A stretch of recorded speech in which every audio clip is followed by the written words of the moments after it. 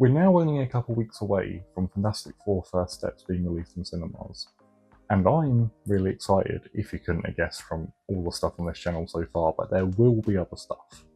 Absolutely. Just keep it tight. But did I cave and get some of the merchandise that's going along to promote the film? Of course I did.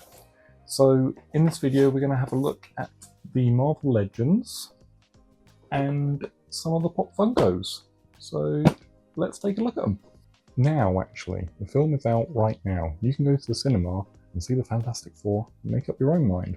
I will have a review on the way. This has taken so long because of wrong formatting issues and all sorts that I filmed it like 2-3 weeks ago. Go watch the film. I think it's actually very, very good. I'm very pleased. Do I have nitpicks? Absolutely. Right now, you can enjoy this review, which I'm going to have to split into 2 parts because it turned out to be much longer than I thought it would be just talking about figures, but I hope you enjoy. With my track record of videos, I could be seeing another video in about 5 years, but hopefully there will be a lot of Fantastic Four related videos on the way soon, and then we can pivot the channel to talking about other stuff, because there is other superhero stuff I want to talk about, maybe even some non-related superhero stuff, but at the moment we're a Fantastic Four channel and I'm fine with that personally. So these are all the comic book Pop Funkos, or Funko Pops rather, of the Fantastic Four that I've had over the past couple of years. Even though I claim to not be that big into Funkos, I pretty much have the entire collection and all the variants of the Human Torch. Don't have all the variants of the Thing because I know that he was one of the original Marvel ones to be done, and there's a chrome version and a black and white version, and they're very expensive now, and I don't think I could be that dedicated to grab those ones, but ones that are relatively cheap and affordable. And I got these ones when they originally came out. This Human Torch I actually just got the other day, the glow-in-the-dark one, and the glow-in-the-dark effect is pretty cool, so I might show that off as well in this video, because his body lights up. I thought it was just going to be the flames. And then Namor isn't part of the Fantastic Four collection, but he is closely associated with Fantastic Four, and neither's Bombastic Bagman, but obviously he's in a Fantastic Four costume, old Peter Parker. And yeah, and then we also have Annihilus, but he's not in this pile because it made it uneven, and I didn't want to put him on top because he killed Johnny. Here is Annihilus alongside Jim Hammond Human Torch, who isn't related to Johnny at all, but he is the Golden Age and original Human Torch, and that pretty much completes my Funko collection as of now, so I thought I would also show him, because I do love Human Torches of any shape, form or size. And Annihilus I had to get to complete the collection, and he's a very good villain, even if he did kill my favourite character. So first up we have the family themselves, with Reed Richards, Sue Storm with Franklin, or Sue Richards I suppose, Ben Grimm, and Johnny Storm. Here they are out of the box, and I do think they look pretty cool. Like, considering that I'm not a massive Pop Funko guy, because the head sculpts are a little bit vacant of expression because they don't have mouths, and you know, I think they do a good job with characters like the Thing, where they actually do give them a mouth, and you know, there's a bit more of a face going on there. Considering how many Pop Funkos I have, I do clearly like them to a degree, because I don't have so many, but I do prefer other vinyl figures. But even with that being said, I'm glad I have these. So you've got Franklin in a sassy little pose here.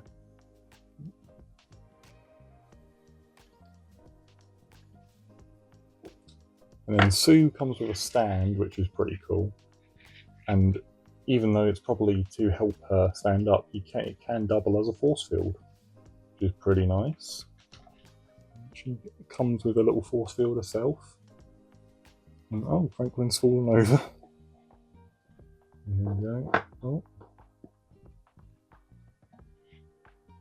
And then Ben has lots of detailing on the rocks, which is nice, like lots of shading and things like that all around.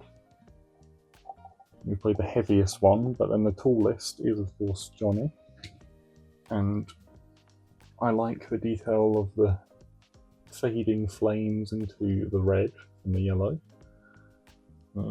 He does have expressive eyebrows, so he's got that going for him, and even the Kirby lines on his face and the head. There's lots of flamage going on there. I like a lot of flamage in my Human Torches. Sue's hand's also going invisible, and then you've got Reed with his one stretchy arm. Franklin's fallen over again. Yeah, still not sure on the facial hair. Oh, I keep on thinking the camera's over there.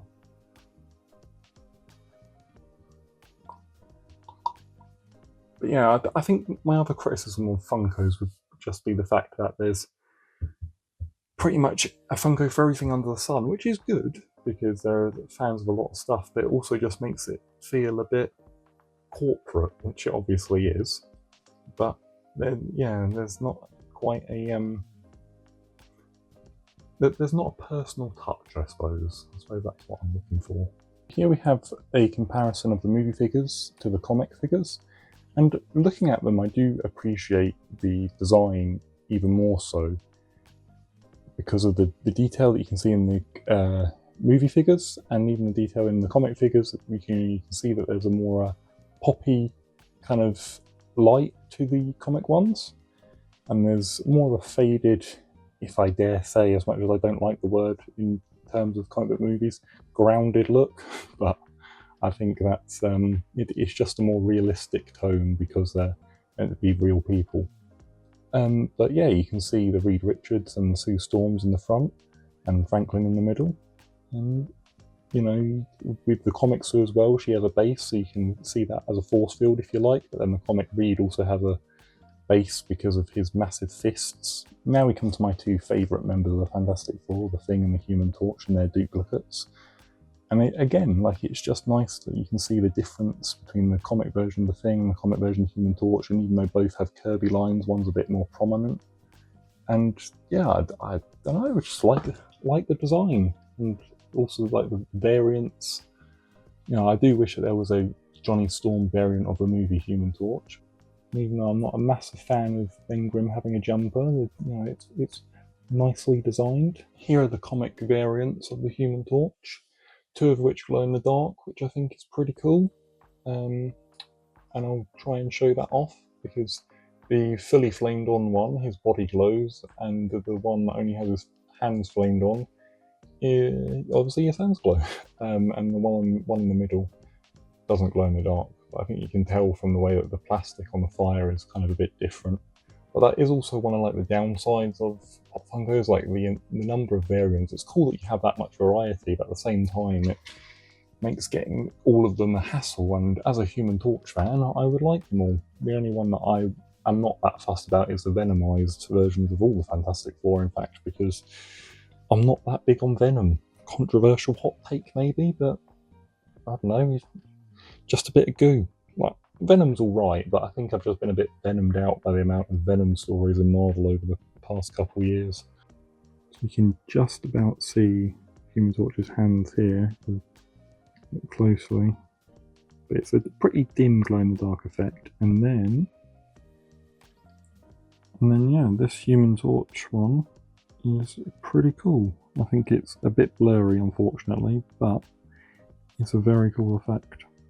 Next up, we have all the variants. So in the front, we have the Thing in his trench coat, and then we have the Fantastic Four in their space costumes, which are apparently exclusive to the Funko website. I'm sure they'll probably be available elsewhere later on. Oh, the light's in the way, there you go, the Thing. And so we'll see what they look like out of the box. So here's the spacesuit Fantastic Four out of the box, and I do think that they all look pretty cool. You can even see on Sue that she's pregnant in this one. Oh, in the camera. There you go. So that must be where she's pregnant with Franklin during the film. And even Johnny, you can see the flames on his costume. I don't really know how fire would work in outer space, so I'm pretty sure Reed does have things in the comics which Johnny can use, uses flames underwater and in space. In fact, yeah, he does in the classic comics. But what the explanation will be in the film, who knows? And then, yeah, all of the helmet's pretty cool. I like the little yellow bit underneath as well. Lots of Thors around. Unfortunately, the Sue has a bit of a scuff mark on the side, but that's not too much of a deal breaker, really. And I also do like how unique Ben's is, because it even has like a bit of shading at the top, like a blue bit of fading, and then even at the back it's like a specialised helmet with breathing tubes and stuff because of his big size. And also I noticed on here that it says Grim. There's a nice little bit of detail, and you can see that it's on all of them. Yeah, Richards, but it's a bit harder to see because of the positioning of the massive head. Richards, and then this should be J-Storm, yeah, J-Storm. And then S-Storm. So here's the movie thing in a trench coat, and he's got his suit on along with the trench coat and his fedora, in comparison to the comic book one, who's a bit taller, who only has a trench coat and his trunks on underneath. But yeah, he's also got his fedora on, but he doesn't have his shoes. So don't really know what size those feet would fit into. But no, they're pretty cool nonetheless. Both pretty grumpy looking, but understandably so. And yeah, I should say that there are other variants of Reed and Sue that I don't have. Like there's a Reed that, along with the Human Torch that glows in the dark, is a bit more stretched up and in a different pose from the Marvel Collector Corps, but I don't know if that was really available in the UK. So I had to find my one of Johnny on eBay, and they're both quite expensive. So Johnny Storm being my favourite character, I got him over Reed, but maybe one day I'll get Reed. And then there's a Sue going invisible from the comic version, which I also don't have. And then, as I think I mentioned, there's all the Venomized ones, but there's many Ben Grimms. I think 10 or 9 in total. Here is the movie version of Galactus, who is a bigger Pop Funko, or Funko Pop, I keep getting the words wrong. I think he's a Super Pop, if that's the term, and the Charlemagne version of Silver Surfer. Unfortunately, when I first got the Galactus out of the packaging, just to check him over, the head popped off, but it seems like a clean snap, so I should be able to get it back on with super glue, but it's still annoying. But hey, I suppose that's what you get for having a bigger head. So here's Galactus and Silver Surfer. Silver Surfer's in a position where she obviously needs a bigger display base. And I don't know about the decision to give Charlemagne her toes while she's in the Silver Surfer form, but hey, there you go. And then Galactus himself, who the head does sit nicely on there, thankfully, but that is how it looks underneath, like that. And so hopefully I should be able to glue it back on, but yeah, I mean, it still works, just means you can spin around a bit more. Oh, and fall over like that.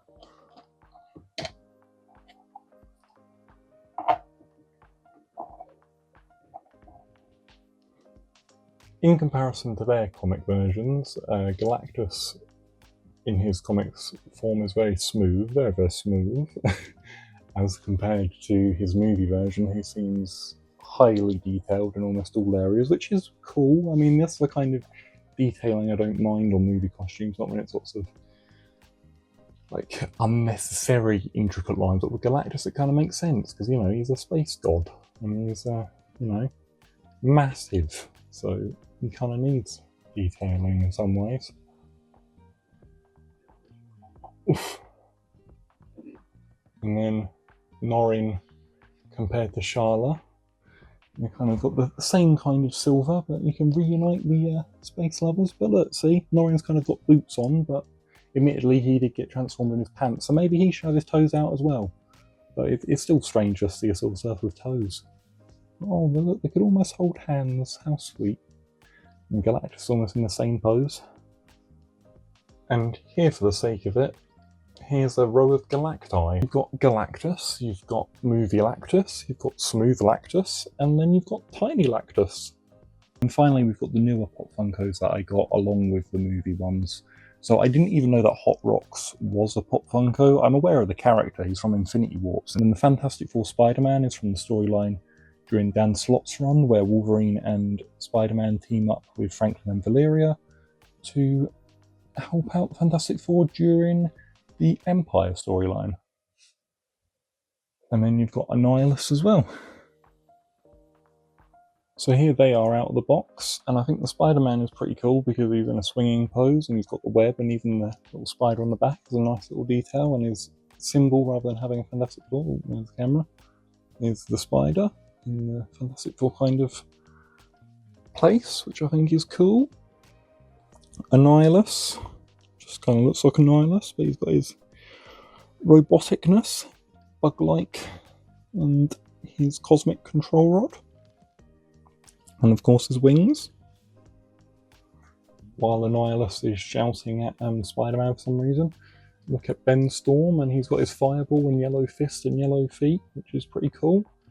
And fire on the face as well. The 2 is a very nice touch, showing that he's part of the Terrific 2. Ooh. And then there's even another universe where they fold in again and they become the Wonderful One. Just all together, and that's Reuben's Storm. A combination of Ben, Johnny, Sue and Reed.